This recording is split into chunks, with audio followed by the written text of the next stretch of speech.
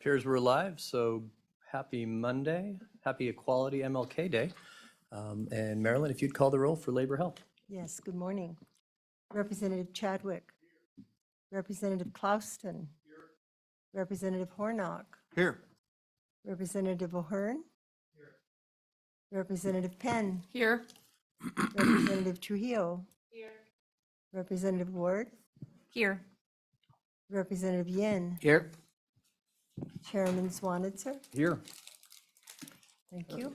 All right, committee, we have 3 bills up this morning. I'm optimistic that we will get through all 3 here in 2 hours. First up, maybe the most complicated, it's House Bill 81. For some background for the committee, there was an interim committee bill, which you'll see we're not hearing. This takes most of that interim committee bill as well as some needed fixes from the Appropriations Committee in our budget. We put them in a new bill, and so really you can consider this an issue from the interim under a different title brought by the good Vice Chairman of Appropriations, who wants to further develop the concept and get some stanzas out of our budget. So with that, if nobody has any opening comments, we'll turn it over to Vice Chairman Larson from Appropriations. Thank you, Mr. Chairman and members of the committee. I appreciate the time to be here today. And on this supplemental payments bill, you'll hear me refer to it more so as the UPL or upper payment limit bill. And that really is reflective of the time that I spent in this committee when the supplemental payments bill concept was first implemented into our statutes in 2016. In fact, I think I presented that bill on the floor, and it's got some.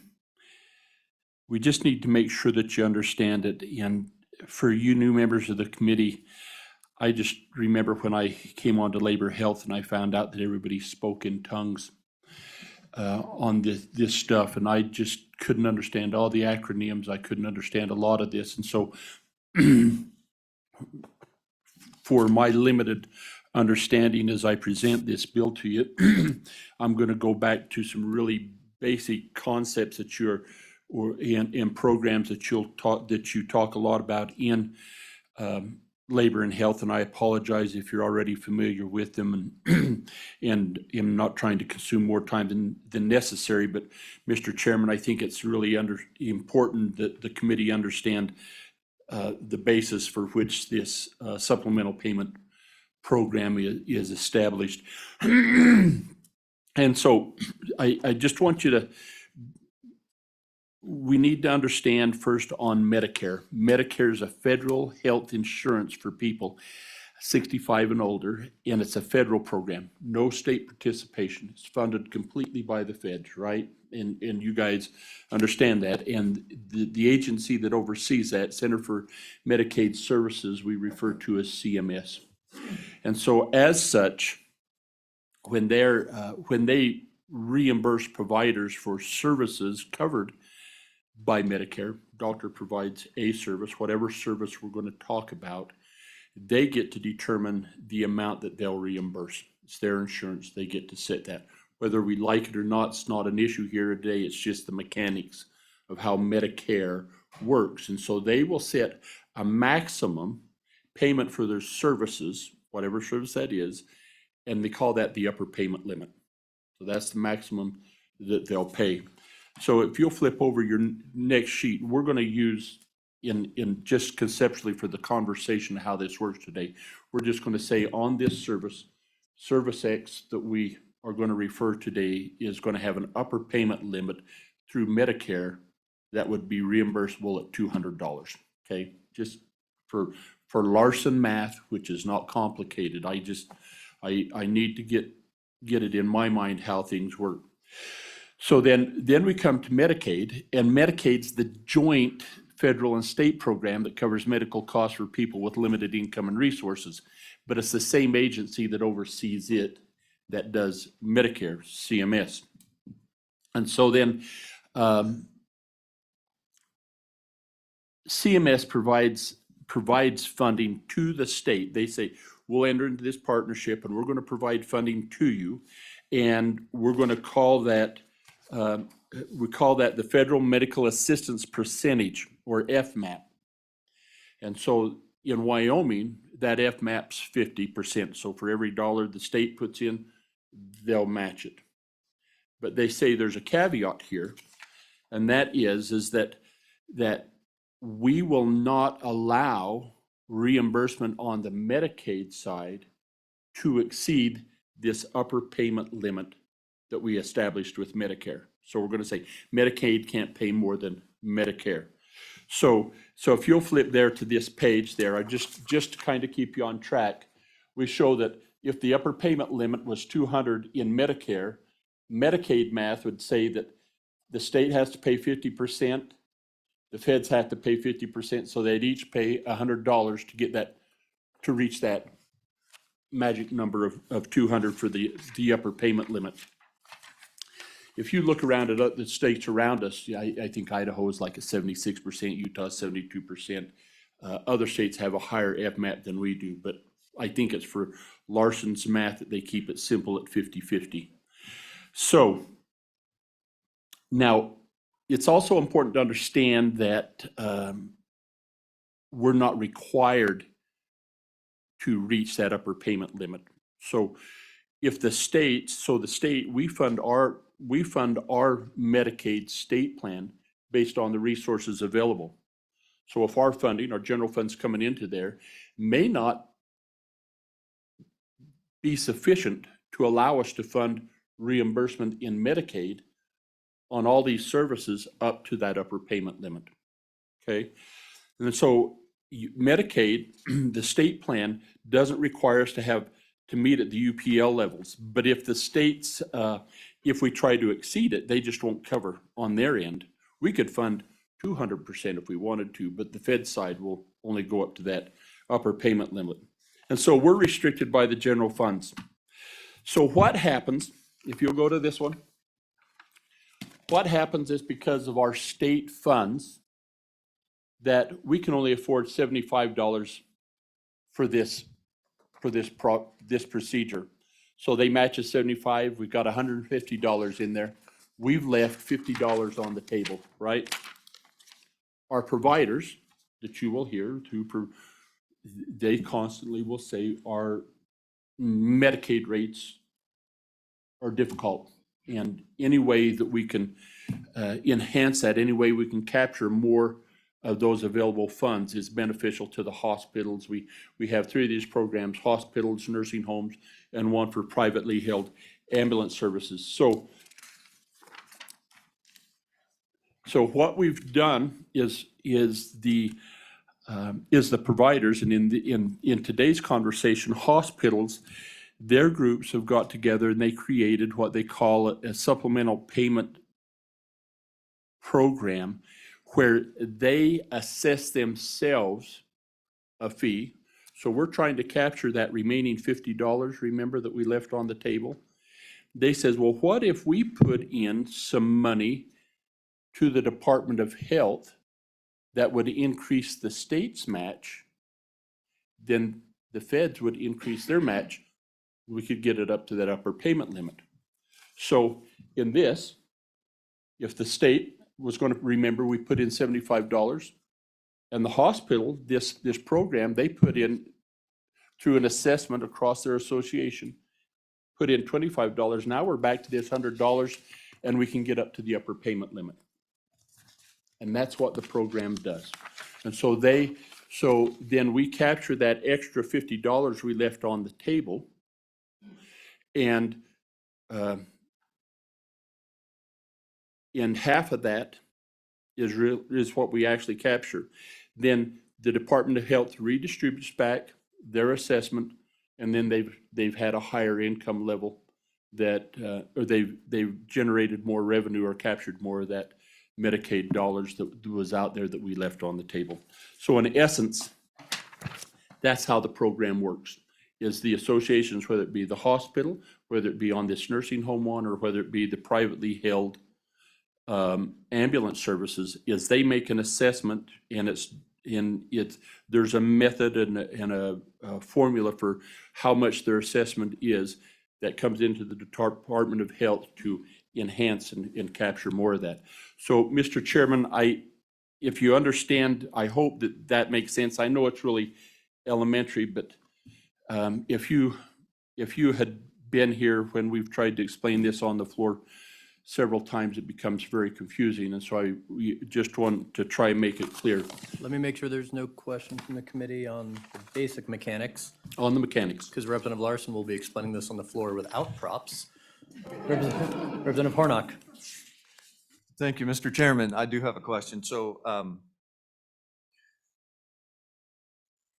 the state has to pay under this program 50%. It's not the 90-10.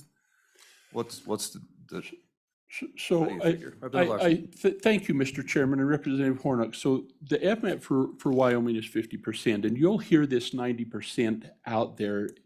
Medicaid reimbursement to the state of Wyoming is not 90%. I think where that comes in is when the Affordable Care Act was enacted for states that expanded Medicaid to that population, boom, this segment over the overall population, that they would pay 100% of the FMAP for that population on Medicaid services. Then, and I can't remember, then that expired and was reduced to 90%. And so those states that expanded Medicaid for those populations, they're now probably getting reimbursed at 90%. But and you hear that from time to time, that Medicaid reimburses 90% of the cost of the state of Wyoming. That's not accurate. It's 50%. That's our FMAP.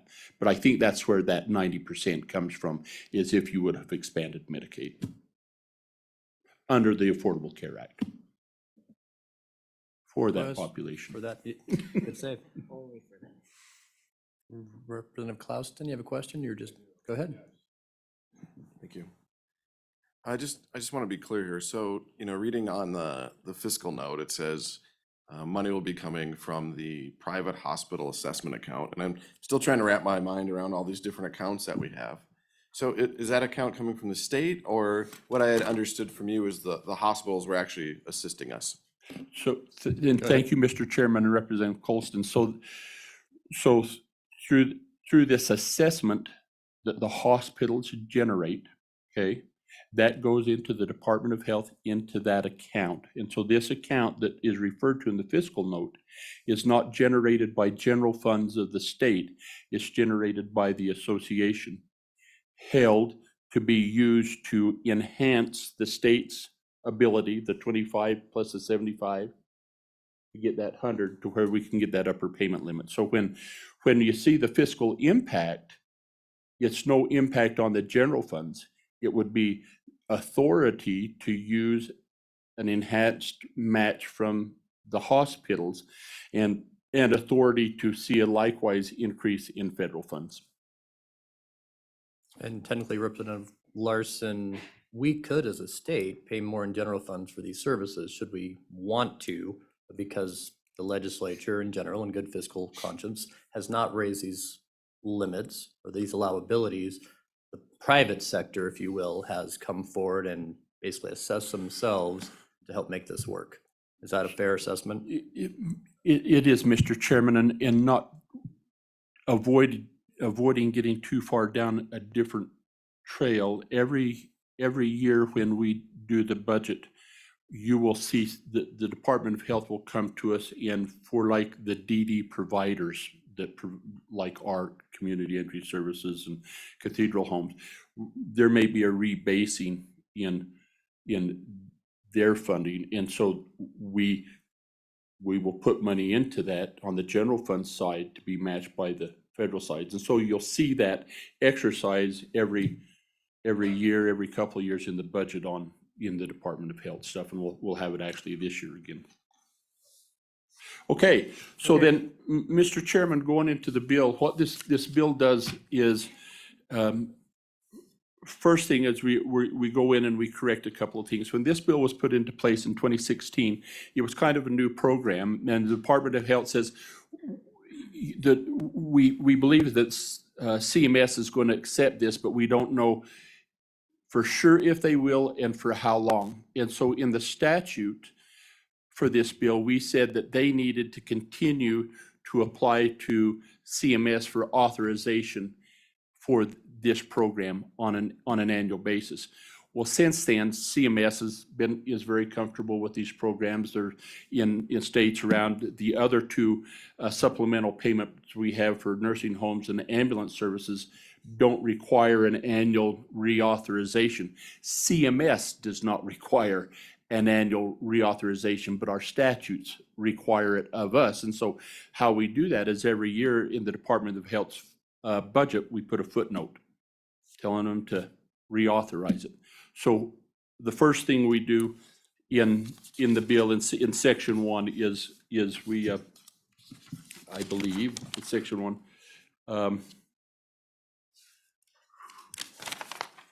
I'm lying to you, Mr. Chairman. It is on pages 4 and 5. The very bottom of 4, the top of 5, we put language in there that says that this requirement is deemed approved, and it's just taking away the necessity to require a footnote in the budget bill every year. Okay, and then if you look at page 4, lines 7 and 8, we remove some language. That's that enacting language we had in 2016. And we delete that, cleaning up the statutes. And then on page 3, Mr. Chairman, if the committee would go back and look at line 5, you'll see that there's an administrative expense. And so when this program was recommended by the hospital the hospital participants, they agreed that the administrative expenses would come out of their assessment. And at that time that it would, they felt that 1% would be sufficient. The recommendation is to raise that up to 3% of the aggregate assessment that they collect. And so that's an existing statute change.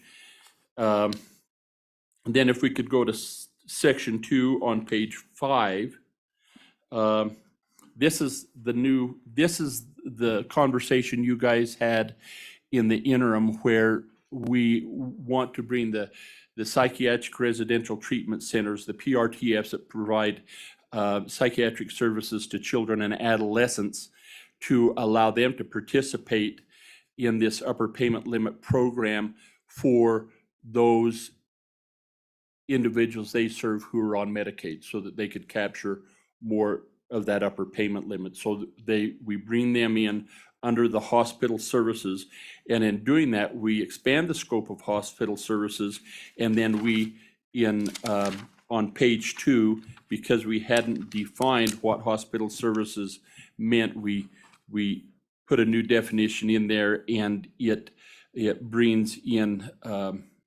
psychiatric residential treatment facilities owned or operated or affiliated with a hospital. So we have a couple of those in Wyoming that provide services and critical services to our adolescents and children.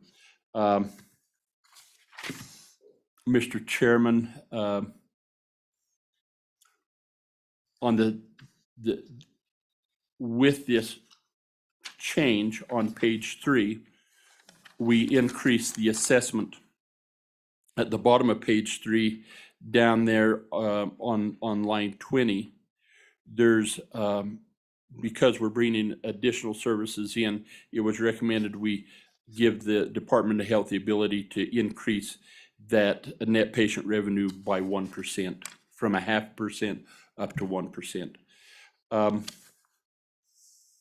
Then on section 3 on page 6, and this goes to what Representative Colson was referring to in the fiscal note, we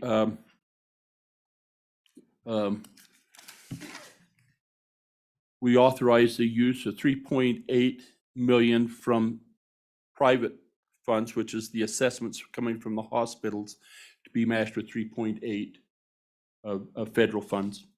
And then in section 4 is new as well, where when we implemented this program in 2016, the Department of Health had capacity to handle the administration of the program with current employees. Now, with the addition of this, with the addition of the nursing home supplemental payment and the ambulance, it's more than what they have staff, and so we're authorizing an additional full-time employee to be added to the Department of Health. Mr. Chairman, before I go to standing, there's a little correction on the standing committee, but if there's questions, I hope that I didn't just leave y'all in the dust. Well, I think we're going to have a lot of questions, and we haven't really talked about the need and the explanation of the why, which we're going to hear. And then if you want to talk about the amendment now, certainly that's fine. I assume you're planning on staying with us for a while, but if not, Forever. okay, then maybe if you want to talk about the amendment now, we can come back to it. Yeah, no, it would be good if we could do that, if you're okay with that. And if you look, I give you a proposed amendment on page 7, line 8 and 9.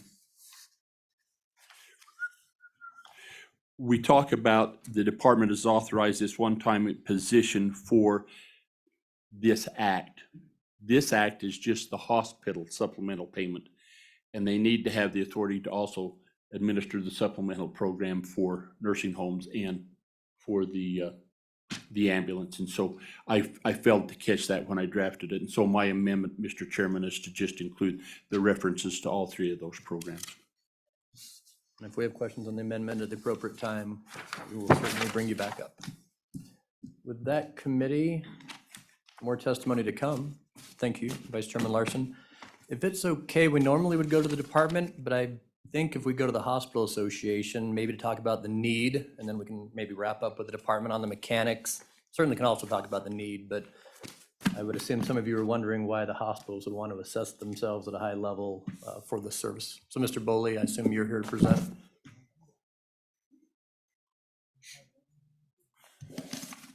And Director Johansson, you were planning on being here with us for a while anyway, right? Okay. The one I just skipped on.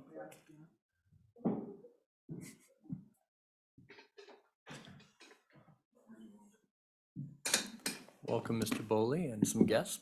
You'd introduce yourselves. Morning, Mr. Chairman. We put the rose amongst the thorns here.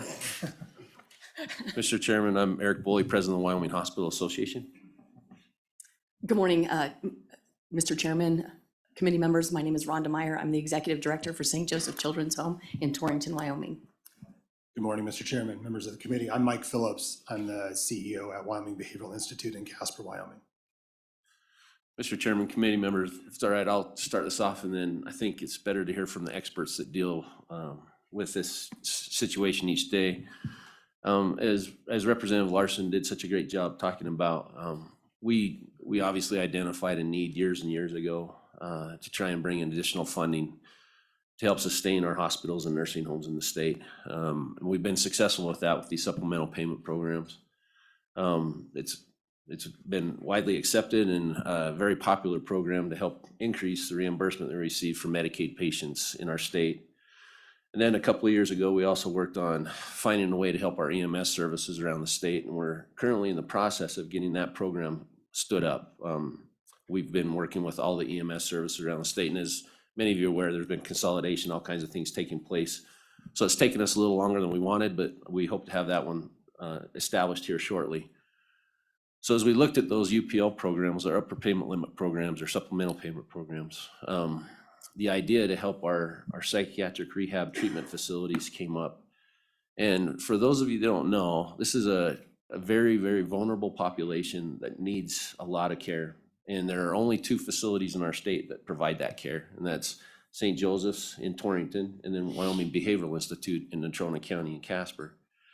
And the reimbursement that they receive, along with many of the other things that have been happening in the country and in our state as far as staffing and other things, they're kind of at a situation right now where they need some help. And so instead of coming to the state and saying, hey, we need a bunch more money, we came up with our own solution. We want to fix this on our own.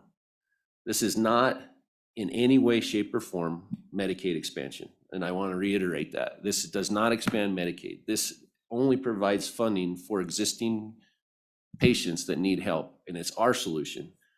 we would do this without your permission if we could, because we're willing to, the private hospitals, which are not those that are sitting here, are willing to assess extra money so that we can pull down additional federal funds so that we can help take care of these patients and help these two facilities in our state. And hopefully, so we can help these patients regain mental and behavioral health, to regain physical health and become really good citizens in our state and go out and have productive lives. And I think it's important for you to hear what Rhonda and Mike face each day and the services they provide and why it's so important that we're able to fund this at an adequate level. And so I'm going to turn the time over to them, if that's okay with you, Mr. Chairman, and then answer any questions as they come on. Unless there's any immediate questions, maybe real quick, Mr. Boley, if you could explain why private hospitals are willing to assess themselves to benefit the two unaffiliated psychiatric residential treatment facility. Mr. Chairman, committee members, that's a great question. So these patients present to our emergency rooms, and if there's no place for these patients to go, they sit in our emergency rooms and they take up valuable space, but more importantly, they're not receiving the care that they need. They're sitting there waiting for care.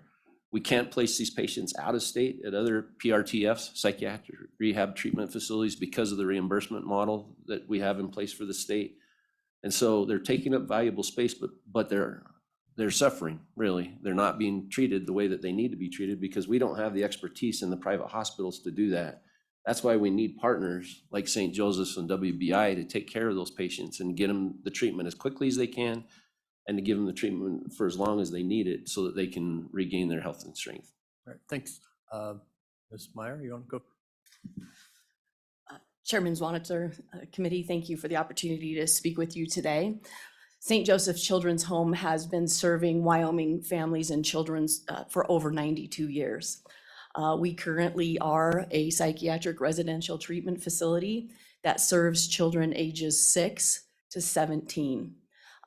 The children in our care are from all over the state of Wyoming. While we are licensed to care for 62 children, we have 62 beds. We unfortunately right now are only able to staff 45 of those beds. We've had staffing challenges just like other industries in the state.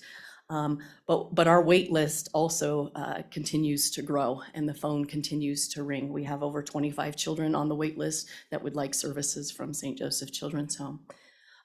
Children come to us in a number of different ways. Sometimes they come to us through the juvenile court system, children in need of supervision or delinquent.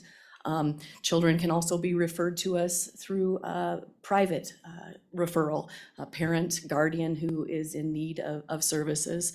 And we've also received referrals from schools who have done everything they can to try to help and serve these children locally and then in their schools, but they do not have the resources nor the expertise to be able to assist these children. The children that come into our care have experienced significant trauma. Many of them from experiences from abuse and neglect. Some of them come from homes who've been plagued with substance abuse use. Some of them have their own challenges with substance use and abuse. Many of these children can act out violently against others, their peers, other adults. Some of them also act out and have even attempted to try to take their own life. These are children who communities have done their very best to try to serve within their communities, but they do not have the resources or the expertise to continue to help these children. We are a 501c3 nonprofit, and our board of directors is actively involved in doing everything they can to add money to raise money privately to provide services for these children and youth. Our board has also been very generous and has increased compensation in order to retain our staff by 24% over the last 2 years. While that is necessary in order for us to serve these children, it isn't sustainable without some additional funding. And so this UPL and this bill would be of great service to St. Joseph Children's Home in our ability to continue to provide care and services to this extremely vulnerable population. And with that, I will stand for questions, or I'll pass it to my colleague Mike Phillips here, who can speak about the services at WBI. Maybe we'll go to Mr. Phillips and then questions for either one of you after. Mr. Phillips? Great. Thank you, Chairman Swanitzer, members of the committee. Mike Phillips with Wyoming Behavioral Institute. For those of you that don't know, Wyoming Behavioral Institute is the only freestanding psychiatric facility in the state. And we offer a broad spectrum of psychiatric services from children all the way up through geriatric acute. And then we also offer the psychiatric residential treatment facility, or PRTF. I've been in healthcare for a while. I don't think I've ever completed an entire sentence without an acronym in it, just because of the way that everything works. So if something's not understandable, please just don't hesitate to ask for clarification on that. We also run programs with our local school district. We have a Foundations for Success program that operates within the school district and provides services for K through second grade.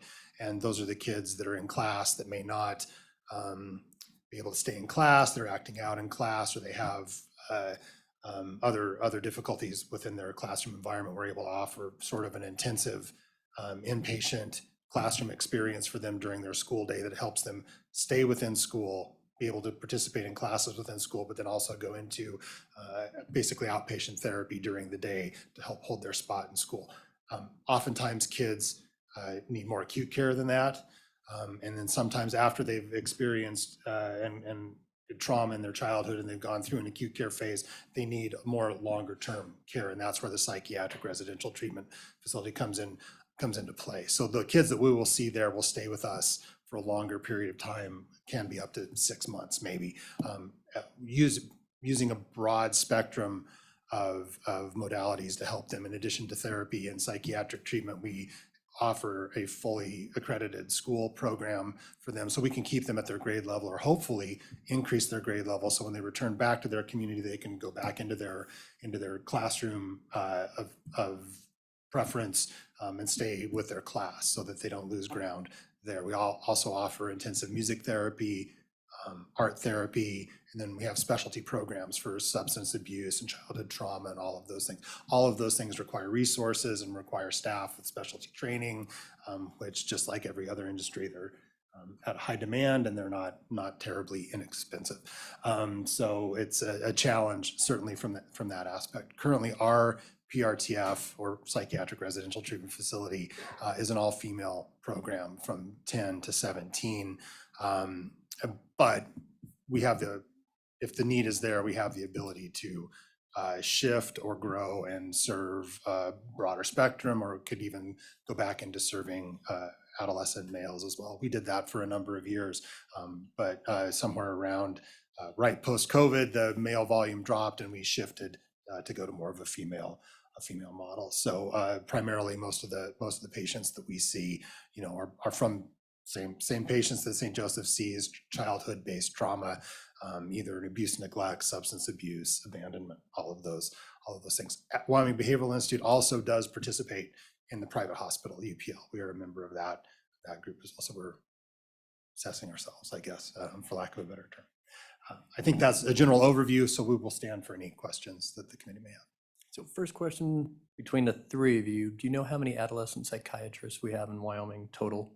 Because I know in Cheyenne, largest city in the state, I think we have one who comes in 2 days a month, and she is traveling between 5 major cities. And Not enough. I think we have one, the one that travels down here. I believe there's 2 in Jackson, and there may be 1 or 2 others, but not a significant number, not for the need that there is. Other questions, committee? Representative Hornock, and then we'll go to Representative Hearn. Thank you, Mr. Chairman. Is WBI a nonprofit like St. Joseph's? Thank you, Representative Hornock. No, it's not. We are a private hospital. Yeah, just to follow up with, I guess, St. Joseph's, more in line with St. Joseph's.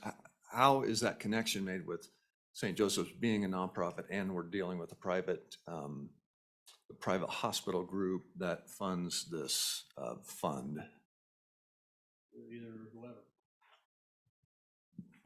Mr. Chairman, Representative Hornick, I'll try and answer that. If not, we have our legal team in the back here that understands it better. However, If you look at the draft of the bill, it talks about affiliated with hospitals. And so we've created an affiliation for St. Joseph's that we believe, when the Department of Health puts together the state plan amendment with CMS, with the Centers of Medicare and Medicaid Services, that they'll accept that.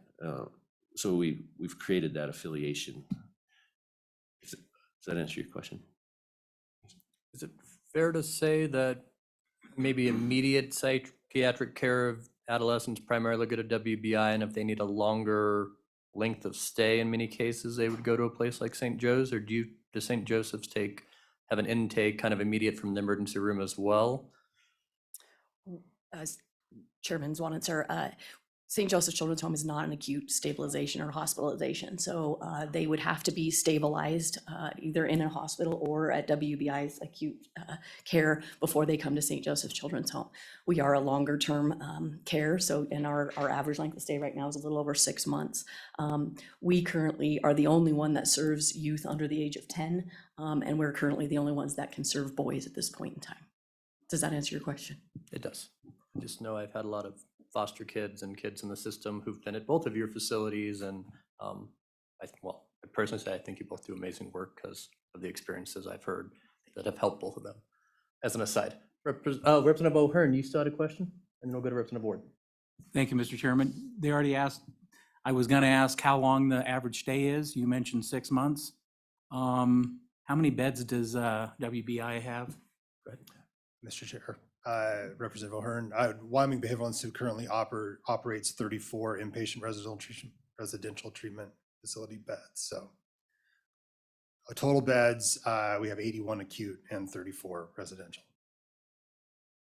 114. And how many extra beds do you have right now that aren't filled? Thank you, Mr. Representative Chairman. O'Hearn, right now we're over 90% capacity totally. So. Representative Ward? Yes, Chairman. I was just wondering why a private hospital would advocate for what appears to be a 3% tax. Go ahead, Mr. Boley. Mr. Chairman, Representative Ward, it's not a tax, it's an assessment. The 3% I think that you're talking about is the 3% administrative fee. We believe in these programs, and it's because we don't want this to have any impact on the state budget. So we're willing to take the 3% out of the money we receive back to pay for that position. As far as the assessment is concerned, there's a lot of calculations that go into that, but the benefit is worth the squeeze. We actually, I think it's important to know that I was talking to Rhonda, St. Joseph's, over 70% of the patients they're treating are Medicaid patients. I'd imagine it's probably pretty similar to WBI. So when we take a look at the fact that we're losing money on every single one of those patients, and we're receiving a 50% match from the federal government, a 50% match from state funding, and there's no general fund coming to help increase the amount that we receive, then we're willing to assess this to bring in additional federal funds to help us cover our expenses and our costs. Any other questions? Representative Penn? So you mentioned, thank you, Chairman. You mentioned that you have at St. Joe's, you have 62 beds. And I don't think you said exactly how many you have staff, but you did say you have staffing issues. And so if you could just please elaborate a little bit on how you feel like this assessment will help you fix your staffing issues. Go ahead, Ms. Parker. Chairman, Representative Penn, it will certainly help us to continue to retain the staff we have. Staffing at St. Joseph's is improving, it's looking up. We've had challenges with recruiting licensed practitioners, licensed professional counselors, licensed clinical social workers, licensed marriage family therapists. That's kind of where we have been having some difficulty. We need to hire 2 more in order to fill our beds. I am happy to tell you that we have gotten an influx of applications and are anticipating being able to fill those positions, make a couple of offers here momentarily. But we haven't been able to do that without having to adjust our wages. And so we have had to adjust wages and compensation to compete with the private market. And again, we have done that with very little change or adjustment to the reimbursement rates that we receive. And so I'm hopeful that this will continue to help us to maintain and sustain the wages that we need in order to hire and retain competent and trainable staff. Does that answer your question, Representative Penn? May I please, Chairman? Thank you. So I actually, on my way back here to Cheyenne last night, was having a conversation with a coworker who works in the emergency room I used to work in, and this is in Utah, but this problem is not, we're not in a vacuum in Wyoming. The staffing issues exist everywhere, and it seems like in the last couple of years, they've been significantly worsened. And so there are a lot of reasons for that, but I think there is one that is fairly significant. And so I do want to also ask if you require your employees to have their updated COVID immunizations. Just Ms. Meyer? Yes, Or- please. Yep, go ahead. Well, Ms. Meyer. actually, Or both, if you would talk about it. Go ahead. Chairman Zwanitzer, Representative Penn, because we receive federal Medicaid dollars, we are under the federal vaccine mandate. I will tell you that I feel like we have done a good job of creating a policy that does allow for people to apply for an exemption for those vaccine mandates, both a medical exemption as well as a religious exemption. And so I don't believe that it has been detrimental to our ability to hire or retain our staff. It may be a bit of a thorn sometimes, but we have been able to work with our employees and prospective employees to come up with a win-win for all of us. Same question. Mr. Chair, Representative Penn, pretty much the same as Rhonda, because we're a federally funded facility, we're under the federal mandate. We also, during the COVID rollout of the vaccines, offered the medical and religious exemptions. I don't believe we lost any staff during that specific time of those exemptions, and any new staff fall under those same types of regulations. So there is a medical or religious exemption for those things. Any further questions? Representative Ward. Yes, Chairman.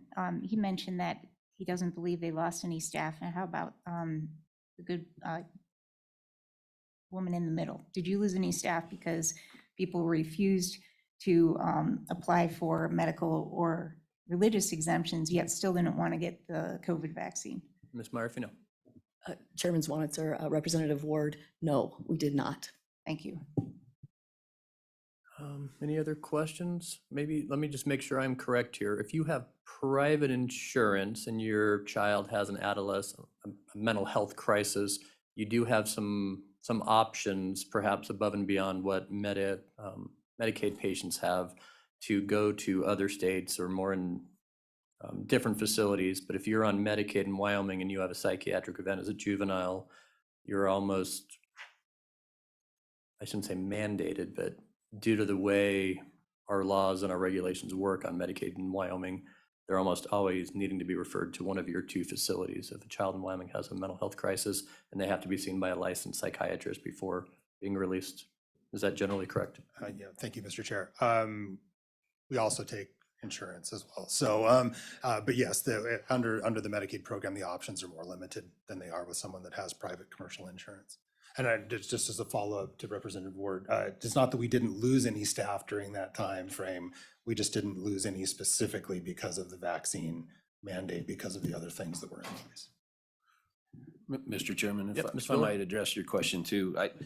This has nothing to do with Department of Health. They do a great job, but our current rates that are set right now are low. And so for these patients to be seen by out-of-state providers, we try to send them out of state. We're kind of at the bottom of the totem pole as far as the amount that they're going to receive compared to what other states are paying for those patients to be referred out of state. And so WBI and St. Joseph's really are our safety net in our state and take care of a bulk of those, but we have a difficult time referring out of state because of the reimbursement rates that that the Department of Health is held to right now. So if they're not fully staffed and have available beds, our kids sit in emergency rooms for days, if not weeks in some places, waiting for a bed in one of these facilities to open up. That's correct, Mr. Chair. All right, thank you much. Department of Health, or any other, not seeing any other questions? Thanks for being here, don't go too far. I think we'll call up the Department of Health at this point.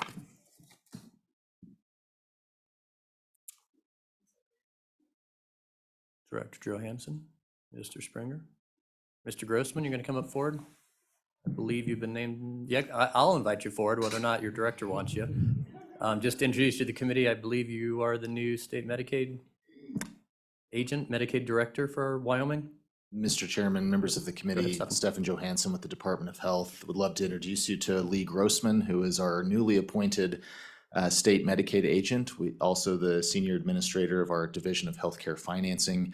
Happy to have him on board. Lee's been working with the department since 2011 in a variety of different roles.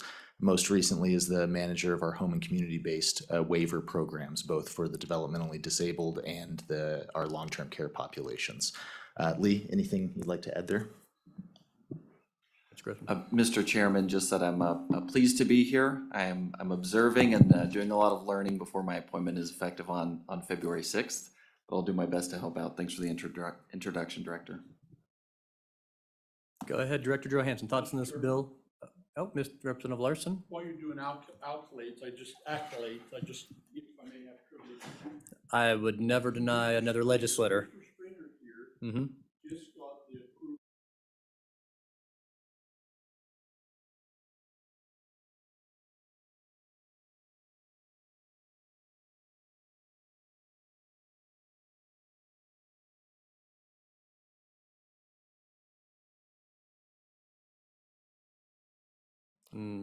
It is a big deal. It's not quite this bill, but next, one of those, when we explain the wing system to the committee and how complicated and what it takes to run, it is a big deal. So, Mr. Springer, hopefully Mr. you'll have both Chairman, of your people talking, but go ahead. Director Thank you, Mr. Johansson. Chairman. I was preempted by the good representative from Fremont County to introduce you to Jesse Springer, who is our business office manager in the Division of Healthcare Financing, also handles all of our technology and technology projects.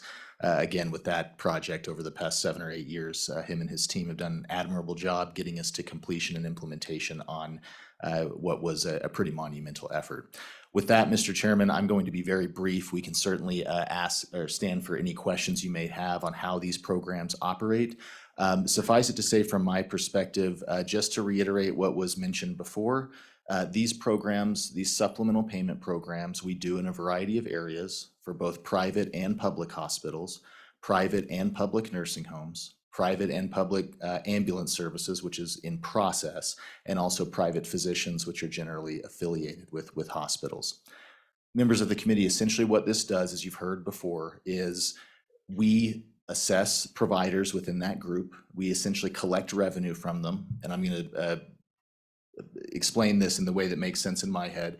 We put that money in a bucket, and then we take that bucket and we match it with an equal amount of federal funds. And then we redistribute all of that back to providers. These programs have an effect of increasing what we call cost coverage on behalf of these providers where we have these programs, so hospitals, nursing homes, ambulances, and if this were to pass, allowing psychiatric residential treatment facilities for kids to benefit from the hospital program. That's what we do. We increase cost coverage without having to appropriate state funds by nature of having assessing providers, collecting that revenue, matching it with federal funds, and essentially growing the pie.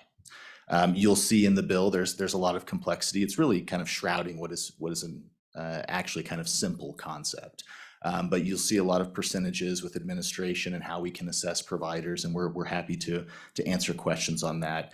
But the need was spoke to earlier. We have 2 in-state psychiatric residential treatment facilities.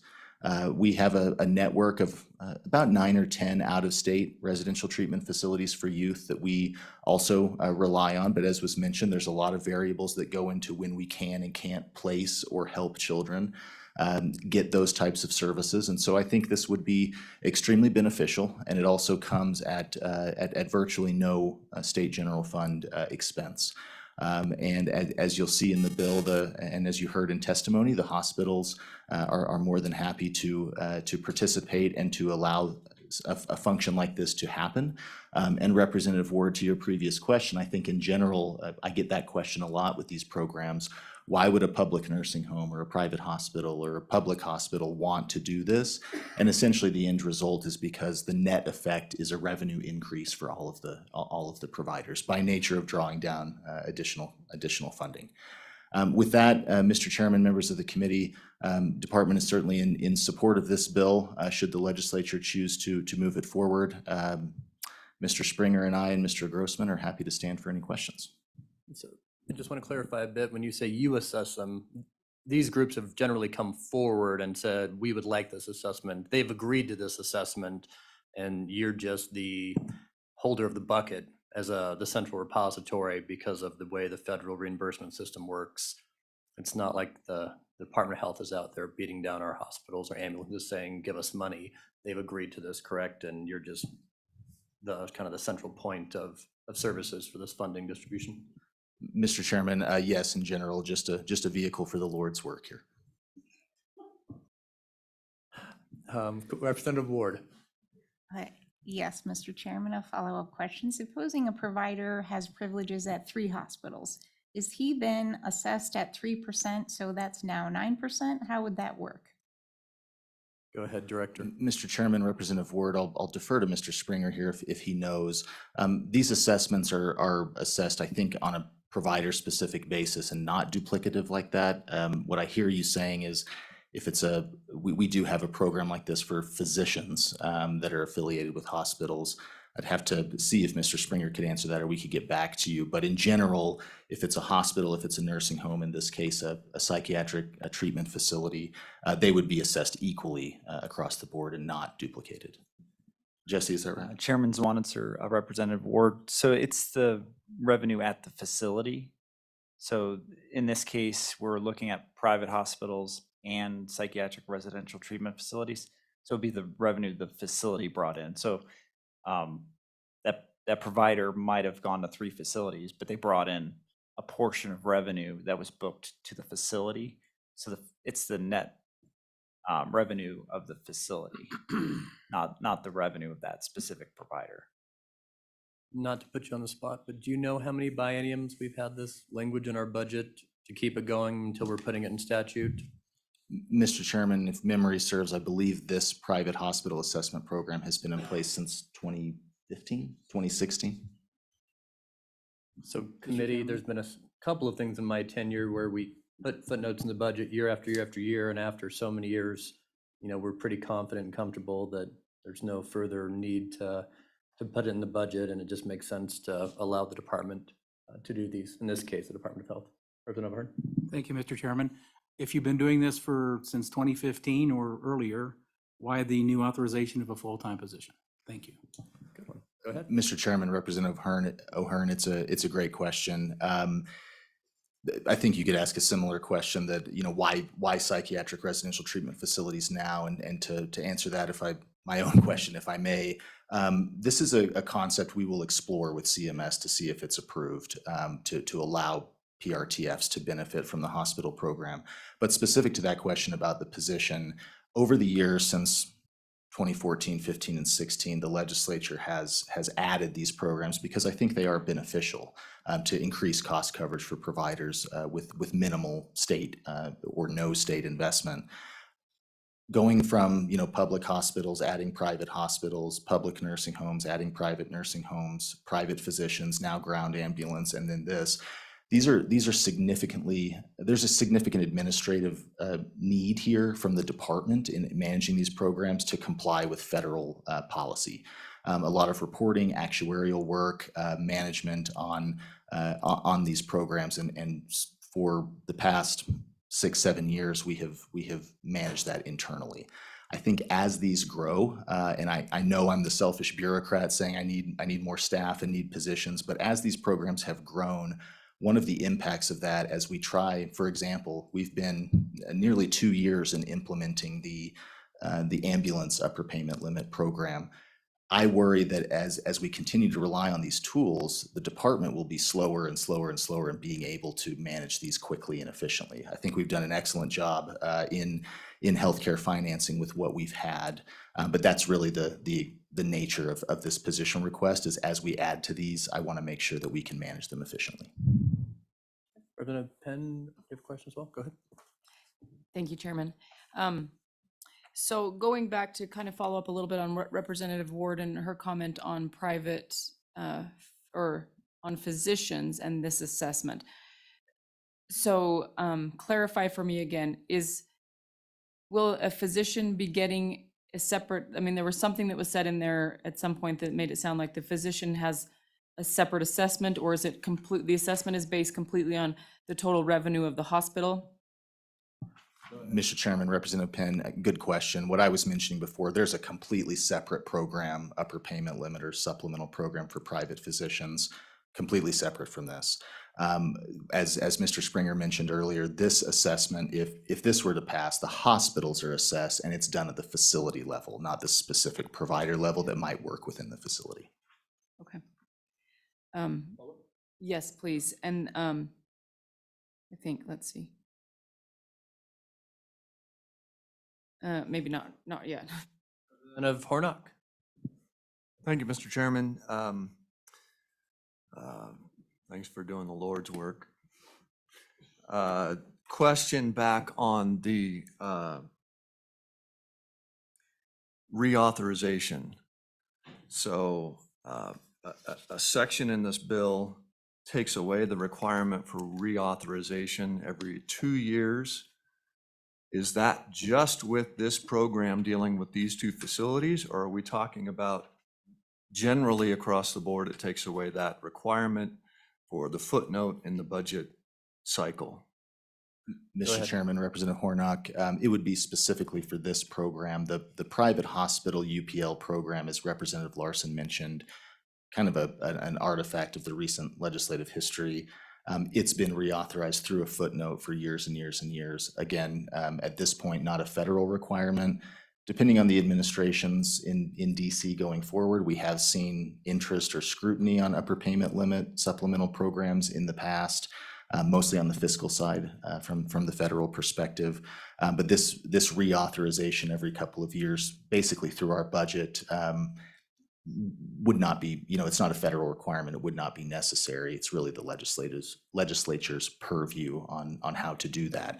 Obviously, if this were to pass, or any of our supplemental payment programs, if you all as a body said we don't want to do that for nursing homes or hospitals anymore, that purview is certainly there within the Green Books.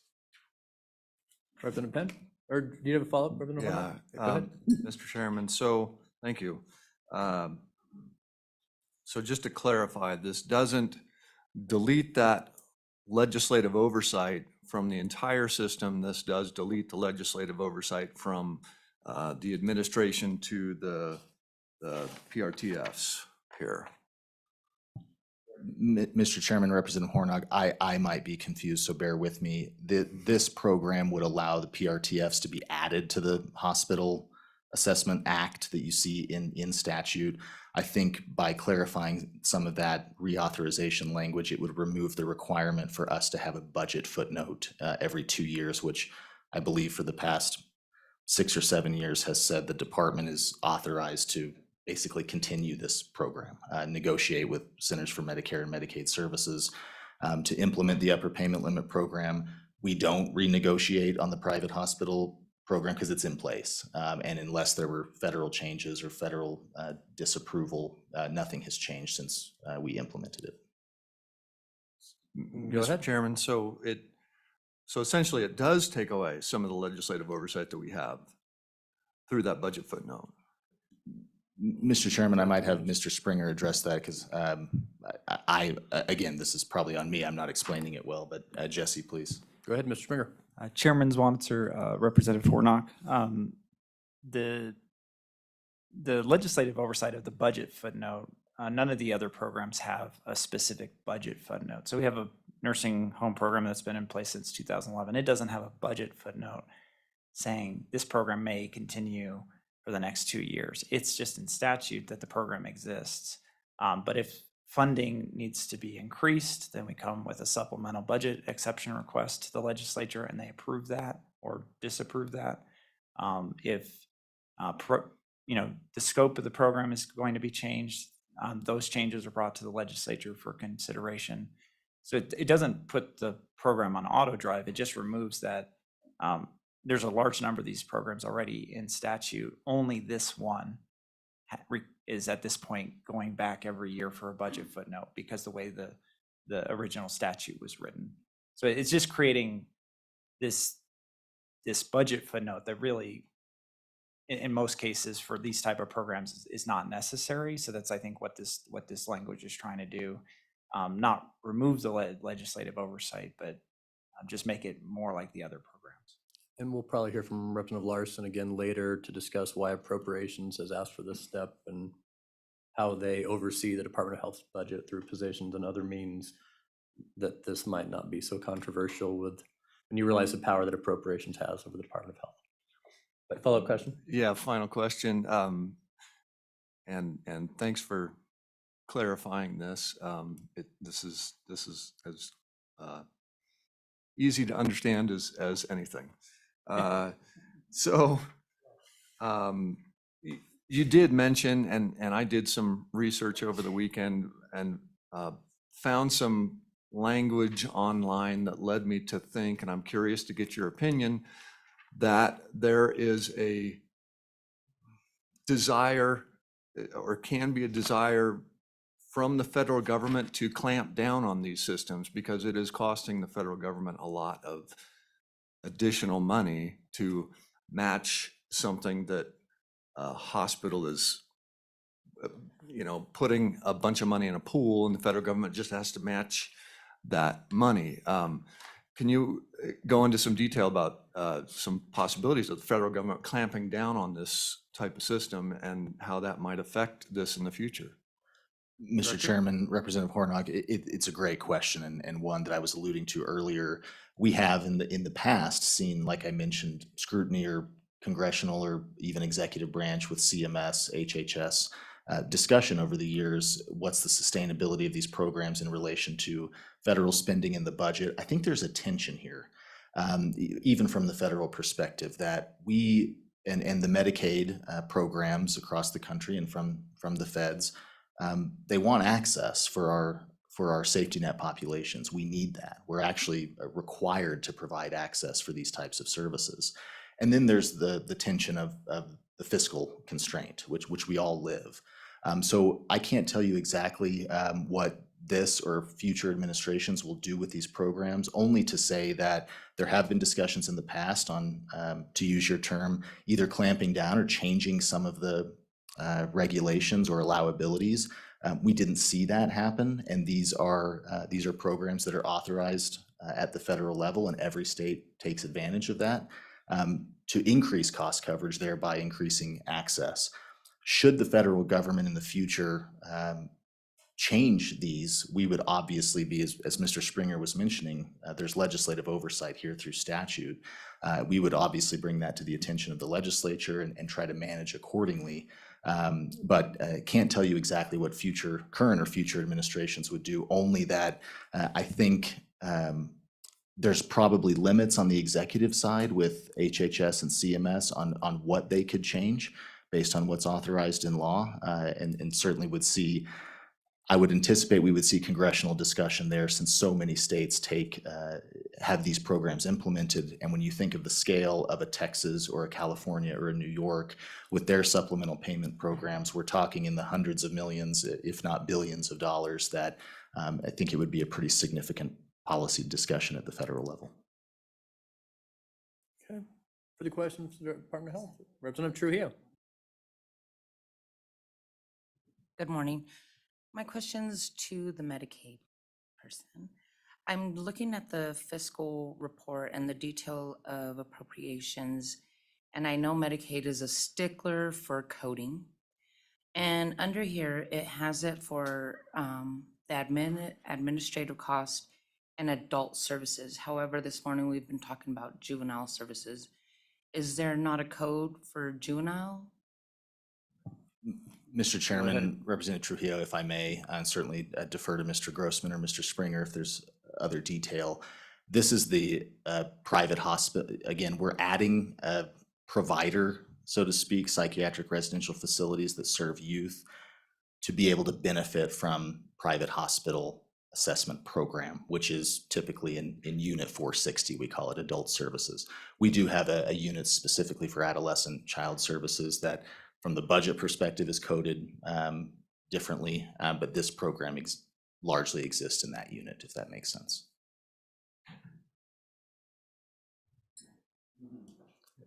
Sure, you want to try it one more time? Mr. Chairman, Representative Trujillo, again, most of our hospital expenses are coded into a unit 460, which is adult services. We have a variety of units in Medicaid and across the department where there's overlap. And so we have the ability to move money to different units as needed because, you know, hospitals don't just treat adults, but that's essentially where most of on the mechanics of the budget where that's coded. But it doesn't prevent us, for example, from transferring money from the adult services unit to the child services unit. It's really more just a budget mechanics from how when appropriations and legislature pass a budget, how things get deposited into our accounts. But often there's a need to move through different units. Further questions to the department? Representative Yen. Thank you, Mr. Chairman. Director, do you know what for the current Hospital Act, what the current assessment rate is at this time? Can you specify just a second? So the amount that is assessed is calculated as a uniform percentage. The assessment rate shall be determined by the department and based on the net revenue needed to generate an amount to not exceed the non-federal portion of the UPL, right? So what is the current amount that we assess on hospital revenue?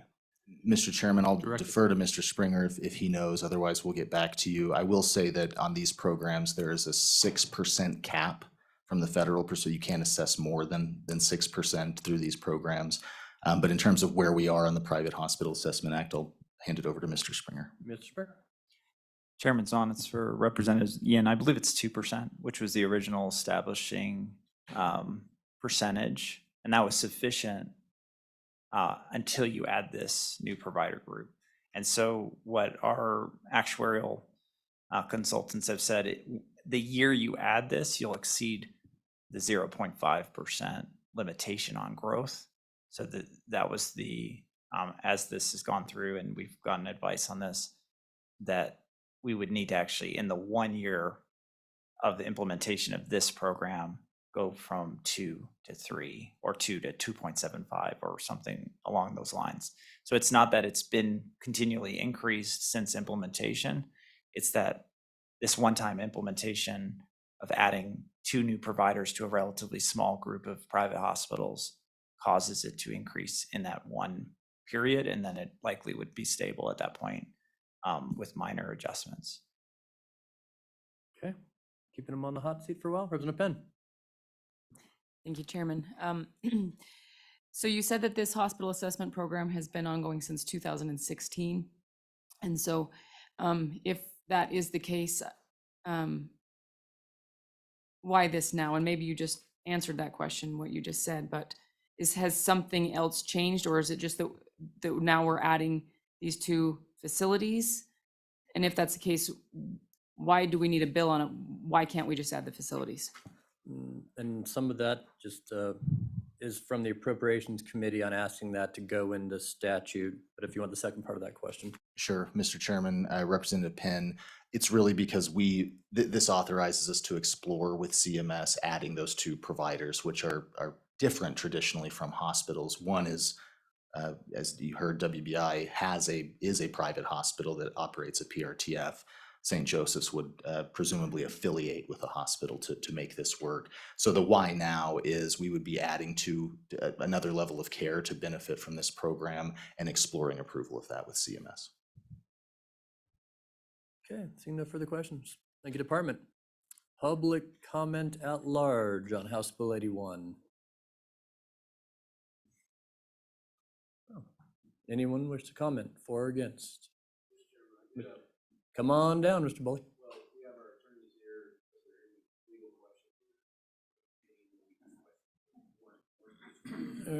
Hospitals, legal counsel, anything you feel you needed to help clarify for the committee? Okay.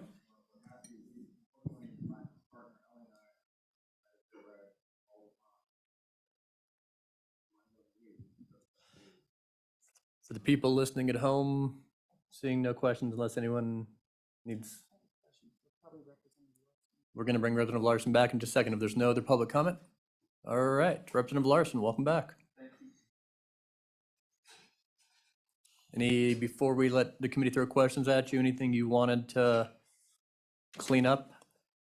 Mr. Chairman, just a couple of notes. One on the legislative question, Representative Warnock. So what we've done in our Green Books is we created the act.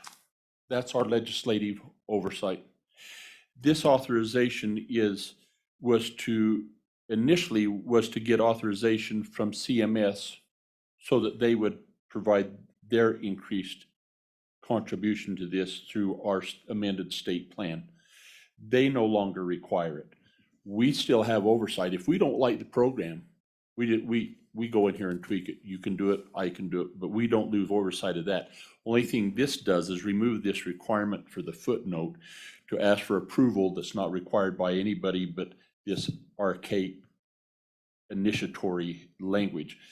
One of the reasons we want to get rid of that is because it's footnote, it's a budget footnote, and the fewer of those we can have, the cleaner your budget bill is.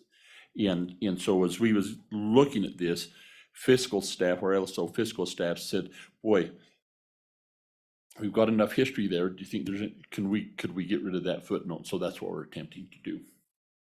And then, Mr. Chairman, on the government clampdown, which I think is also from Representative Warnock, we've understood that since 2016, that there may be a chance, but that's no different than if you get into the DEQ and the abandoned mine reclamation stuff. There's programs out there that the federal government funds that may end at a point in time that is undetermined at this time, or really about any of the other agencies that have federal programs. We realize that they're not, always in perpetuity. And so we'll have to adjust as those are adjusted. And we've seen those in our history. Then the other comment that I would just bring up that kind of goes a little bit to the larger picture for this group is when we talk about mental health in our state policy, we really have a pretty good policy on how we handle adults. We do not have the greatest policy on determining what the state's role is for children with high behavioral needs that our PRTFs provide services for. And that's something that you're going to see come forward more, that we need to develop that. So when we say, where do they go? So if court orders through DFS, this child with high behavioral needs to go someplace, needs to go to a psychiatric, and that would come from the court, goes to a psychiatric residential treatment center. That's fine and dandy. We can send them to WBI or to Rhonda's place if they've got room or capacity. But if they don't, because of because they may have beds, but they don't have the staff, then where do those kids go? And it's not always in a hospital. You might see them in a county jail, which is not the place for an adolescent to be sitting, and they don't get the services, or they could be at just your local hospital. It's a problem that we have and that we need to address further. But this is a step forward in helping solve the ability for our psychiatric residential treatment centers to have the capacity to take some of these kids when we see them. We do need WBI to take adolescent boys. Any questions from the committee? Representative Penn. Thank you, Chairman. So my question is in reference to page 3, line 1. It says to, so this, on page 2, line 20 and 21, it says that this private hospital assessment account shall be used exclusively for the following purposes. And then on page 3, to pay administrative expenses incurred, blah, blah, blah. So the administrative expenses incurred, what are we talking about there? And how does that reconcile that for me with the Wyoming Constitution, Article 16, Section 6, that says that we can't give state funds to aid any individual, association, or corporation except for the necessary support of the poor. So what administrative expenses are we talking about? Thank you. And thank you, Mr. Chairman and Representative Penn. So we're not paying, these funds don't go out to anybody. This is the administrative expenses incurred by the Department of Health to administer this program. And the funds are coming in to the Department of Health through the assessment from the private hospitals. And so 16.1 is that you can't, I can't, we can't fund Fred's Bar and Grill as a private entity with state funds, right? We're not sending any money out in this. This is from the assessment that the private hospital in this act gets, they're able to take up to 3% for the administration of the programs by the Department of Health. So does that make sense? Because they are under the absolute control of the state. Yeah, that's right. Further questions? Oh, yep, follow-up, go ahead. So if we're increasing from 1% to 3% the opportunity to fund administrative expenses, where then comes in the need for, like we already discussed, the additional personnel at $97,000 a year? Go ahead. Try that again, please, Mr. Chairman and Representative Penn. So this says that to pay administrative expenses incurred by the department, and that these expenses shall not exceed, it used to be 1%, and now it's 3%. So we're increasing that by 2% and also still asking for $97,000 for an additional person to help with this program. That's right. And so the additional position and fund is in addition to the administration assessment in Section 3, right? And why both? Is that the question? Because that's the need it would take to administer everything that we do in this. Now, I would suggest to you, it's similar to, I'm trying to think of some other examples when we do this in the budget. For example, in the Department of Health and in the Department of Environmental Quality, we will have administration of programs that are funded both by general funds and by private funds. And so when you get this money of general funds in here, that allows them to administer in, and that's why we have the amendment to allow it to do all those, but it also allows them to function in other capacities in the Department of Health. If you come real back, Director, the question is, do you need this long-term as well? I think the testimony was, so we meet the statute, when you're adding this on, it's going to exceed that assessment rate for at least 1 year. But if you would help clarify Representative Penn's question. Mr. Chairman, Representative Penn, if I may, Representative Larson is absolutely correct in what the administrative expenses support here. And as I mentioned before, these are complex programs that the feds require a lot of reporting on and a lot of actuarial work. So part of that administrative expense, because we don't hire and have a bunch of state employees that are actuaries, we contract that out to our consultants. So part of the administrative expenses go to things like that so that we can generate the required reports, the cost reporting, et cetera. In terms of the position, I think from the committee bill to this bill and over the discussion, there's been some changes. I'm relatively confident in terms of this bill that if the general funds were stripped out and instead federal fund authority was was put in here, I think we can make that work. Again, there's some uncertainty because we still don't know if this program, this addition will be approved by CMS. But in discussion with the hospitals and the Hospital Association over the last interim, I think everybody is on board that using that increase in administrative expenditures that you see here could support the revenue needed to pay for that position without the general funds. Now, I'll be honest with you, am I more comfortable seeing general funds as a backstop? Always, because of the federal uncertainty. But again, if that were removed and essentially half of that 97,000 were put in as federal funds, federal fund authority for us to spend, I think the assessments that are collected for the administration expenses here could be the other half of that position, if that makes sense. So you'll see in relation to these programs and private hospital supplemental payment programs, that 1 to 3%, depending on if this passes, relatively small admin. But again, I think we can make this work if it were the committee or legislature's pleasure with a zero general fund obligation. All right, further questions for Representative Larson primarily? Seeing none. All right, any other public comment? Anything else, Representative Larson? No, sir. I know I appreciated the basic walkthrough there. It's confusing stuff. All right, committee, with that, what is your pleasure on House Bill 81? Move the bill, Mr. Chairman. Moved by Yin. Second. Seconded by Chadwick. Are there any amendments? There is a proposed amendment, committee, if anyone would like to bring that. It was distributed. I'll wait for everyone to grab it and see if anybody wants to move it.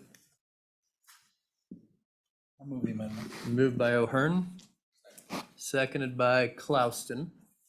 And then, well, I'll just, read it. This is really to cover that the new position authorized in this act is supposed to cover the multitude of upper payment limit programs. We do this from time to time where agencies submit an agency impact and say this will cost us money, and the legislature says, find a way to do it. But after you get to so many of those, find a way, you get to the point of, okay, maybe you really do need a new position. And I would remind the committee that all of this will go through the Good Appropriations Committee, or Representative Larson will have to fight with his colleagues on whether or not to get this position approved. Other discussion on the amendment? Seeing none, all in favor of the amendment, say aye. Aye. Opposed, say no. No. That motion passes. Any further amendments to the bill? Some chairman walked through every bill page by page, but I'll just kind of generally ask if there are any amendments anywhere. No? Yep, Representative Ward? I can't see the green light from your mic, so that's why I didn't know. Go I'm ahead. just wondering when the appropriate time is to comment on the bill as a whole. Public comment or committee comment or amendments, this is the time. Go ahead. Okay, so I'm going to be a no on this, and here's the reason. It expands government by adding an additional employee to the Department of Health to, quote, comply with federal policy. And that leads me to additional funding from the Fed always comes with strings, and here we are hiring an additional person to comply with federal policy. It amounts to essentially a 3% tax or an assessment on hospitals and so on, and I can't believe that all private providers are in support of that. I just imagine the care that we could provide if healthcare were actually a free market. So I'll be a no. Any other discussion or amendments on the bill? Representative Hornock. Mr. Chairman, I'd like to make an amendment if I can. Does it need to be in writing? You need to start with I move on page line. Mr. Chairman, I move to amend page 7 and delete section 4, which authorizes the additional fund for an employee. Yeah. Just remove section 4, which is the appropriation and addition of new employees. Is there a second? I second. Seconded by Penn. Discussion on the amendment committee. Representative Yin. Mr. Chairman and Representative Hornock, so maybe a question on whether it would be friendly to keep lines 7 through 9 up until the amendment that we had before, where we still authorize the position, but we just don't have the funding for the position in it. Is that friendly? Mr. Representative? Chairman, Go ahead, Representative that's Hornick. what I would like the intent to be. Yes, that's friendly. I would second that motion. Who is the second? Representative Penn, is that friendly to the second? But you were the second to the you- original amendment, so it's friendly to you. Thank you, Representative Young. Representative Larson, it hurts, doesn't it, being on that side? No, I'm not calling on you. This is how I feel in appropriations. No. Well, Representative Larson, go ahead. so I would suggest, and I think it was a good question, they still need to be able to fund the position, but to maybe remove the general funds and appropriate half of that from federal funds, and then they can use the assessment. So it leaves in place, and so we're removing the general funds that I think that Representative Prem brought up, but maybe I misunderstood it, but you may want to consider that and if I got that wrong, I apologize, but to allow, you still need to fund the position, and the director says they could do that with federal funds. So if you reduce that amount by half, which is the 50% we talked about earlier, then that would accomplish it, and they could use the assessment money to fill in the other half and cover it with non-federal funds, with non-general funds. You did hear the request. Representative Hornock, if you'd like to take that up, you're certainly welcome to. It's your motion. Yeah, Mr. Chairman, thank you. So let me just make sure that I understand. As I read this, I wondered, and I didn't ask a question, but maybe I should have, that $97,660 appropriation, I was under the impression that that was just the appropriation, the half appropriation required from our state, and it didn't include the federal government assessment already. So traditionally, Go ahead, Mr. Representative Chairman, Representative Hornock, when you see a new appropriation, and it will appropriate and authorize all fund sources. So you would show general funds, and then it would have listed federal funds or private funds in that, so that it would be authorized. Without it, you don't have authorization for the federal funds. Mr. Chairman, thank you. That answers my question. So, I'm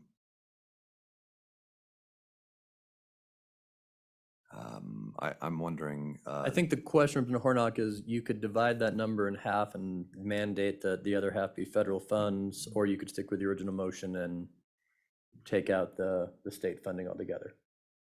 Right now, Right. the current motion's on the table. If it, I'm okay with using federal funds.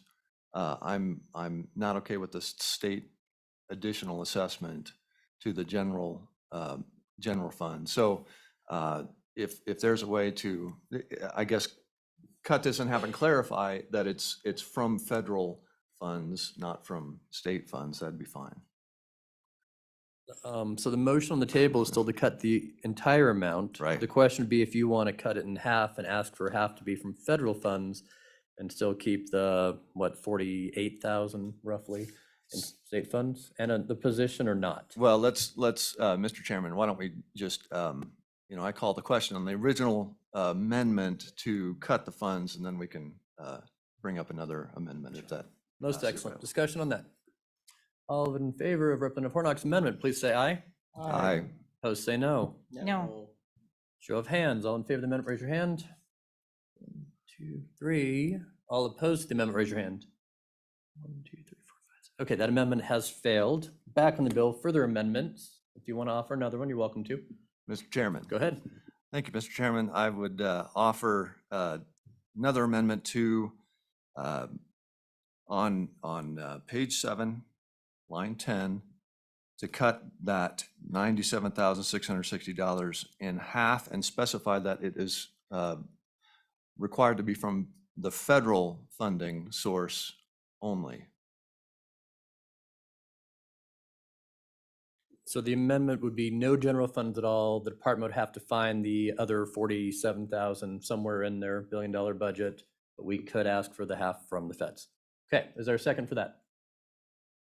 Seconded by Representative O'Hearn. And Marilyn, just making sure you're mostly with us, and if not, I will meet with you after. Okay, discussion on that amendment. Seeing none, Representative I Weld. just want to clarify Go my, ahead, that Representative my Ward. previous comments still apply, so I'm going to be a no. Representative Hornock. Yeah, Mr. Chairman, just to kind of comment on that.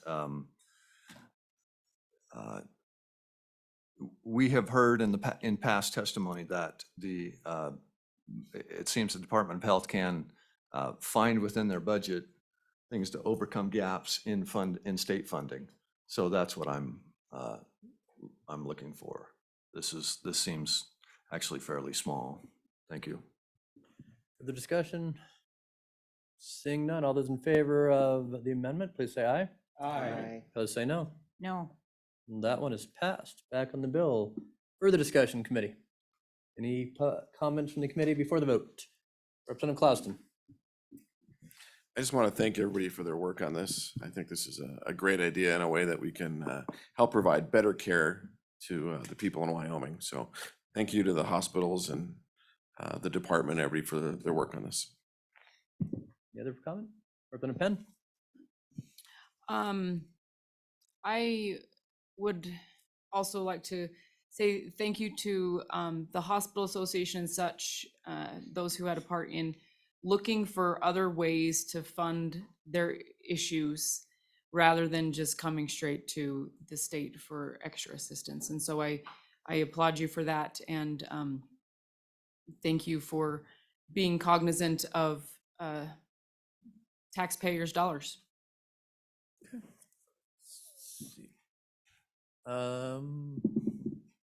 Yes, Representative Hornock. Do you have any further thoughts as our secretary and Rep. Yin are indisposed at the moment? Go ahead. Mr. Chairman, thank you. I would like to, kind of reiterate what Representative Penn said, but also I do appreciate that one term wasn't mentioned, but this does fall into that category, and that is the term free money. So I'm very hesitant on, it seems like we're asking for that free money from the federal government to fund systems in Wyoming. But there is no such thing as free money. It comes out of my pocket on April 15th and quarterly throughout the year. It comes from all the pockets that we have. It enhances inflation that we have to deal with. So we're asking for the federal government to fund a system that's very important. And so that's the second part of this, is how important this system is. We have two entities that deal with, as was mentioned, they're a vehicle for the Lord's work. That's true, except that it's not up to the state to be the vehicle for the Lord's work. It's up to you and I. And so that's my difficulty with this. I am a absolute proponent of helping children, helping the needy, helping orphans, helping the fatherless, which is why over the weekend after studying this, I got online to St. Joseph's and donated my first legislative paycheck to St. Joseph's, because I believe that it's our responsibility to fund those entities, the extremely necessary entities. And there's other people on the panel that help and aid children as well. And I'm incredibly respectful of and thankful for what they do. However, we're asking the state, we're asking the government to take care of those entities, and I just don't believe that is the right place for government, and this is not free money, so I'm not gonna be in favor of this, but thank you for those two. There should be 10, there should be a dozen, there should be 100 of these facilities throughout the state, because they are necessary, and I hope that they can be in whatever means necessary fully funded. There's something on the St. Joseph's website actually funds 100% match from anyone from Teton County who makes a donation to this organization. I'm just throwing that out there. Thank you. Into the comments. Seeing none. Marilyn, if you'd call the roll on House Bill, oh, you do, Representative Penn. Thank you, Mr. Chairman. If I just may say a couple more things, I feel like I need to just say a little bit more. So as I said before, I do appreciate the willingness for people to step up and come up with their own solutions to the problem. And this is a problem. I know it firsthand based on my experience, especially, you know, I spent 10 years working in the emergency department, and I have been there when you have patients who need assistance and you don't have anywhere for them to go. And so this has been a struggle for me today, going back and forth on what is the right thing to do here, because the need is there and it is great. At the same time, I have a responsibility to the taxpayers. Once again, what we witnessed today is basically, this is a plan to compensate for where the previous plan falls short. And so, you know, the government came up with a plan to solve a problem, and now we're coming up with another plan to fill in the gaps where the original plan failed. I like the fact that this isn't coming to the state for additional funds, and you know, but at the same time, we're putting this off on the federal government and federal funds. Well, guess what? The federal government doesn't have any money.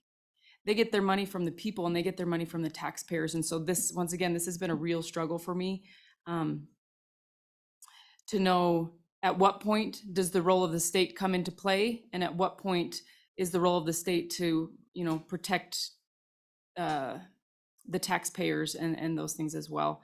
And so anyway, I wanted just people to recognize that I recognize the gravity of this situation, and that I'm glad that we are looking at this, and I'm grateful for the creativity and the willingness to look for other options. With that, Marilyn, if you'd call the roll on House Bill 81. Representative Chadwick. Aye. Representative Klauston. Aye. Representative Hornock. No. Representative O'Hearn. Aye. Representative Penn. No. Representative Trujillo. No. Representative Ward. No. Representative Yen. Aye. Chairman Zwanitzer. Aye. All right, Representative Larson, this will go to, well, I'm going to discuss if it goes to appropriates or not now that we're passing it without any state general appropriation. So I'll talk to Chairman Nicholas if he needs it, or it'll go right to the floor, but I assume you'll be covering it. Great. With that committee, we're going to go next to House Bill 18. Not sure we're going to get through 2 bills in 25 minutes, but we're going to try. Is that also you, Representative Larson, It to is, present? Mr. Chairman. Okay. Mr. Chairman, just Yes, a Representative quick Ward. comment. I'm not sure if you're aware that I'm on the journal committee, but I have to sign the thing before session begins, just so you know. I'm aware. I'll try to get you out of here right at 10 or hold business. They can't really do anything until you sign it, so I like that you're here. With that. They say they'll just read it without my name, but. That would be a problem. Representative Larson, go ahead. So, Mr. Chairman, the Select Committee on Tribal Relations has been actually the source and has moved legislation to implement the murdered and missing Indigenous and persons legislation that the state's adopted that was missing. And as we've done that in conjunction with the Northern Arapaho and Eastern Shoshone tribes, trying to address the gaps in our system that has been really in place for far too long. We've been very successful in getting the Amber Alert system in place and working to really identify these missing people, not just in Fremont County, but around the state. there's an interesting thing that came about this last year that was presented in our Tribal Relations Committee, and that is with the Amber Alert, that's really dealing with children. And they brought to our attention a bill, a national bill. It's called the Ashanti Bill, and it's named after Billy Ashanti, who was 19-year-old woman who disappeared in 2017 in Hampton Roads, Virginia. Her body wasn't found for 2 weeks, 350 miles away. The amount in time and the distance between her abduction and the discovery of her body, as well as falling outside the scope of other alert programs, raised questions regarding the lack of state, regional, and nationwide missing alert systems that focused on individuals over the age of 18, over the age of 17. And so this alert was, the Ashanti Alert law was adopted to help facilitate regional and local efforts for missing individuals who fall outside the scope of the America's Missing Broadcast Emergency Response, which is AMBER, the Amber Alert, the acronym for that. So what this bill does is put the provisions for the Ashanti Bill into our statutes, along with what we've done with the Amber Alert. And what this does is it focuses on three things: individuals over the age of 17, missing adults with special needs or circumstances, and we define that, missing adults who are endangered, who have been involuntarily abducted or kidnapped. And so, Mr. Chairman, if you go to the bill, you'll see we insert in there, and we had to clear some language up, and we'll have a standing committee amendment on this a little bit too. But if you'll go down to the bottom, and we have to go into two statutes. We have to go into the Homeland Security statutes, and then into the Highway Patrol statutes.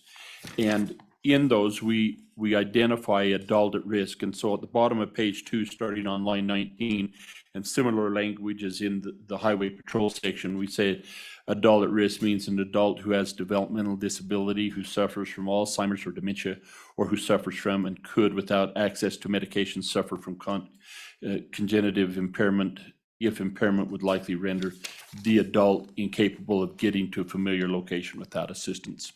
And so it was a gap in the Amber Alert that we defined because it didn't cover adults and people with these disabilities. We think the committee feels that it's important. The Tribal Relations Committee felt that this fits in very nicely with the other work we've done, and that be happy to answer any questions. Move forward to Senator Ellis. Do you have also another member of Tribal? And she is the for this today? co-chairman, Mr. Chairman, or was. We're not a committee anymore, but we're not yet. Thank you, Mr. Chairman. Just to add 2 points, research has shown that the first hours that a person goes missing are the most critical for recovery. So the longer that we wait in issuing these alerts, the less likely it is that we recover these individuals. So we did feel it was important to make sure that we were looking at not just children, but older adults. And along those lines, you know, the Department of Homeland Security actually holds the contract to implement things like the Amber Alert, but it's our Highway Patrol. So I believe there are some individuals in the room who can answer those questions directly. But the department has been taking steps to start looking at what it would like to implement this act without legislation. And I applaud them for doing that, but I think our greater concern is the permanency of it. You know, when you establish a program, it can come and go at the whim of an agency. This would ensure that this program is in the books until the legislature decides that it maybe doesn't want to have it, but that would be a legislative decision. So that's the real value in having this codified in our statutes, is to ensure the continuity beyond, you know, any particular governor's administration. So happy to answer any questions, but we did work on this quite a bit and had good discussion in the interim. All right, any initial questions before I bring everybody else up? Representative Hornock. Thank you, Mr. Chairman. Is this just a missing persons that is within the state of Wyoming, or will now we get the missing persons alert nationally that deal with this specific type of people that fall into this category? Senator Ellis. Thank you, Mr. Chairman. These are designed to be in the area where there's likely to be recovery. So we won't be getting, you know, alerts from Delaware or anything of that sort. It's really to aid in recovery. something that we're very sensitive to the fact, or we're very sensitive to the fact that we don't want these alerts to be issued too much, so there's saturation like a car alarm. So really these are, we've talked about this a lot too. I don't think that we're going to see an overabundance of this being used. Representative Penn? When it talks about adults who suffer from cognitive impairment, is there any risk in an intoxicated individual being included in that definition? Representative Larson?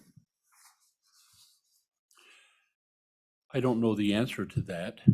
Frankly, I guess as I think about that, Representative Penn, if I think the person making the call to identify that the person is missing in that process of asking, what is it that is impairing their ability?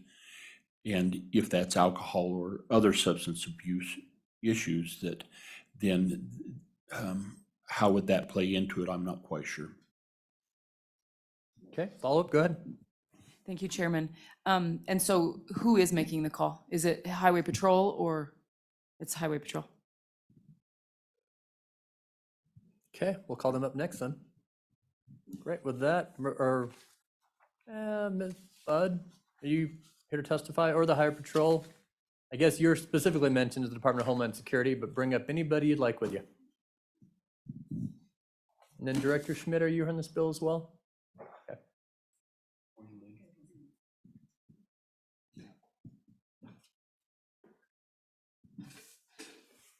Welcome, Director.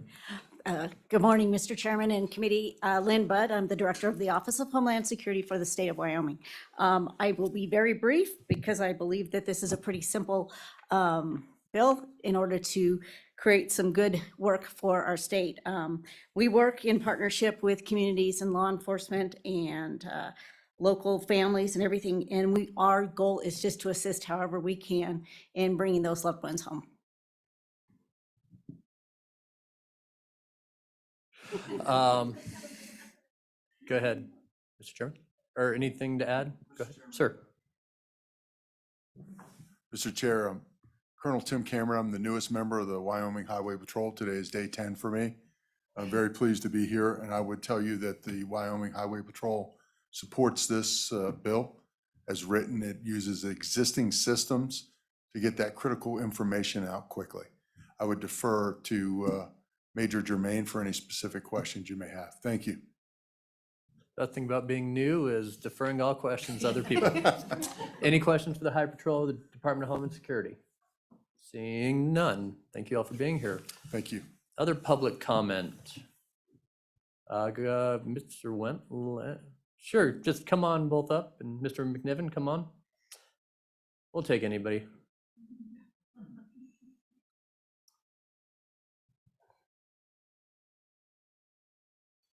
Welcome, Mr. Wentland, and if you'd introduce yourself to the committee. Thank you, Mr. Chairman, members of the committee. I'm Kit Wentland, Special Counsel for the Governor's Office, and I also I wear another hat as the Tribal Relations Policy Lead. Other folks have testified to this in enough detail, just saying this is something the Governor's Office supports. He mentioned it in his State of the State, and we are currently in the process of implementing the new Ashanti Alert now with internal policy documents detailing how, from a local law enforcement perspective, they would submit a request to Highway Patrol, and then if it meets criteria, it would go out. So that's my 2 cents, just a short little blurb there. I'd stand for any questions. Appreciate it. Questions? Seeing none. Thank you much. There's 3 seats. You can all come forward. Mr. McNiven, welcome, and we'll get Alzheimer's second. Go ahead, Travis. Yes, Mr. Chairman. My name is Travis McNiven here on behalf of the Northern Arapaho Business Council. In summary, as you've heard from the other witnesses, we want to thank, first of all, want to offer the tribe's support, council support for the bill, and certainly offer our appreciation to the Governor's Office, the Department of Homeland Security, the Tribal Relations Committee, Representative Larson and Senator Ellis over the course of the interim. and the Highway Department for all the work that they do on this subject, and ask for your favorable consideration of this bill. Questions for the tribes? Representative Ward? Nope. Other questions? Seeing none, thanks to Mr. McNevin. Come on down. AARP and Alzheimer's. Welcome. Ms. Clement, go ahead. Thank you, Chairman Zwanitzer. My name's Ann Clement. I'm here on behalf of the Alzheimer's Association Wyoming chapter. I just wanted to highlight the inclusion of folks living with dementia and other related diseases. There are about 10,000 Wyomingites that do have either dementia or Alzheimer's. I will say that estimate is back from 2020, so the likelihood of that being a much larger number is very real as well. About 60% of those with dementia will have a wandering episode. About 5% of those folks will make their way back home safely and unharmed. The first 24 hours is the most important. And because wandering behaviors are not about finding somewhere safe to wait until you're located, they're even at a higher risk. If I can just indulge the committee for a quick moment about dementia and Alzheimer's, if you understand that the disease, it is essentially an unraveling of the things that we have learned, but it also affects our ability to integrate visual cues. So someone with dementia will not be able to navigate their path safely the way someone without dementia would. So they don't understand dangers, they don't recognize things that we would otherwise be able to dissuade from engaging with if we were wandering on our own. And they're not looking for a safe place to be. We do have programs we're aware of that exist around the state to help track people, but if you'll acknowledge that someone with dementia is having an episode when they're wandering, that may not be an adult who's willing to be tracked. So as much as those programs do exist, they don't necessarily apply to everyone with dementia as being willing to engage with those programs. So I'll defer to my friend here from AARP to wrap up here. Hi, Mr. Morris, go ahead. Mr. Chairman, members of the committee, thank you for considering this bill. We really appreciate the Tribal Relations Committee for bringing this bill up. AARP is very much in favor of this bill. It includes Alzheimer's in the definition, and the alerts that would be that would come from this bill with regard to seniors would be like silver alerts, and they have it's a description of missing people.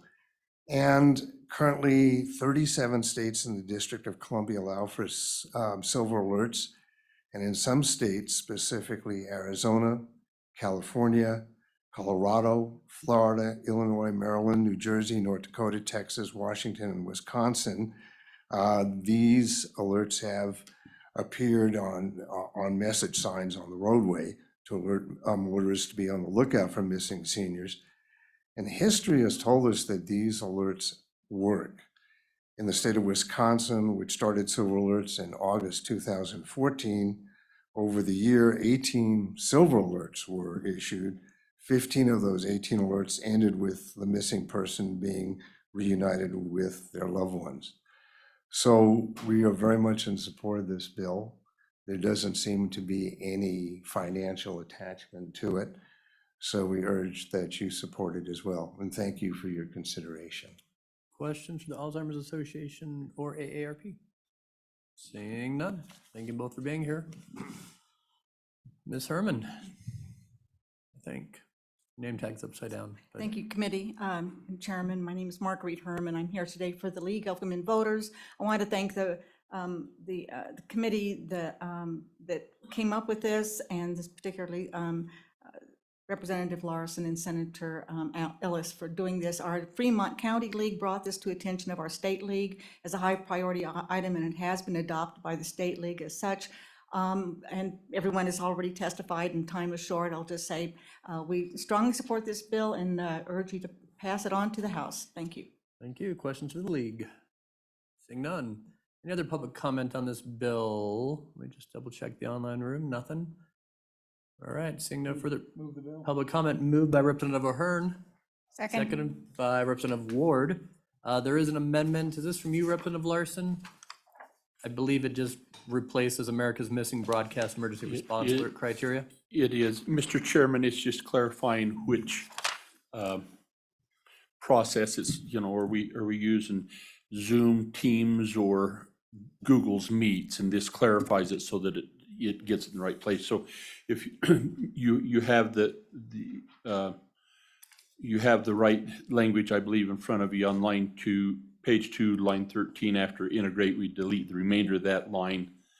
Then on page 2, line 18, we delete the existing language and replace it with America's Missing Broadcast Emergency Response, which is AMBER.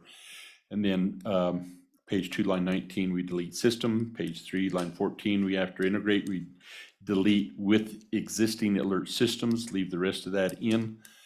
Page 3, line 18, after scope of we delete the remainder of the line and insert again the America's Missing Broadcast AMBER stuff. And then page 3, line 19, we delete from warning, from the word from warning through the remainder of the sentence. And then on page 4, line 20, after State Highway Patrol, we insert in conformance with applicable alert criteria. Would anyone like to move that amendment? Moved by O'Hearn, seconded by Chadwick. Discussion on that amendment. Seeing none, all in favor of the amendment, say aye. Aye. Opposed, say no. That amendment is passed. Any other further amendments or discussion on House Bill 18? Representative O'Hearn. No, question. Question being called. Marilyn, if you call the roll on House Bill 18.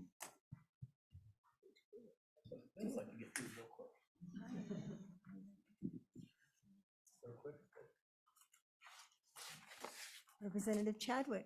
Aye. Representative Klauston. Aye.